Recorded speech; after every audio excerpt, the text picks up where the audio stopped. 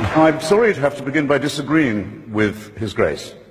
If you're going to be a serious grown-up person and appear to defend the Catholic Church in public in front of an educated and literate audience, you simply have to start by making a great number of heartfelt apologies and requests for contrition and forgiveness. Now, you might ask, you're fully entitled to ask, brothers and sisters, who am I to say that? Well, in the Jubilee Millennium Year of 2000, the Vatican spokesman, Bishop Piero Marini, said, explaining a whole sermon of apology given by His Holiness the Pope, begged forgiveness for, among some other things, the Crusades, the Inquisition, the persecution of the Jewish people, injustice towards women, that's half the human race right there, and the forced conversion of indigenous peoples, especially in South America, the African slave trade, the admission that Galileo was right,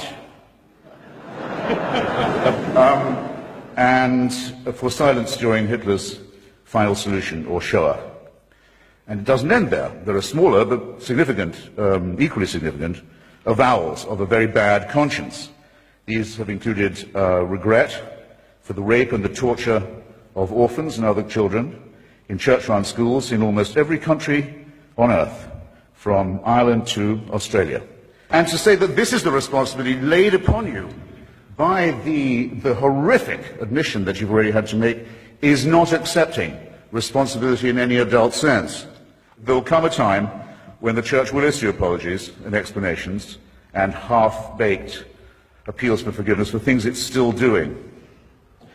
I think that there will be an apology for what happened in Rwanda, the most Catholic country in Africa, where priests and nuns and bishops are on trial for inciting from their pulpits and on the Church's radio stations and newspapers the massacre of their brothers and sisters. Staying in Africa, I think it will one day be admitted with shame that it might have been in error to say that AIDS is bad as a disease, very bad, but not quite as bad as condoms are bad, or not as immoral in the same way. I say it in the presence of His Grace, and I say it to His face. The preachings of His Church are responsible for the death and suffering and misery of millions of His brother and sister Africans, and He should apologize for it. He should show some shame.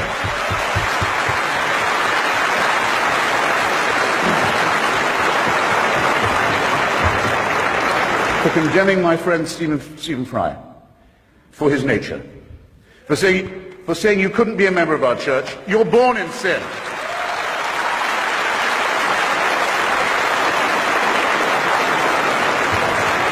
He's not being condemned for what he does, he's being condemned for what he is. You're a child made in the image of God. Oh no, you're not. You're a faggot. And you can't join our church and you can't go to heaven.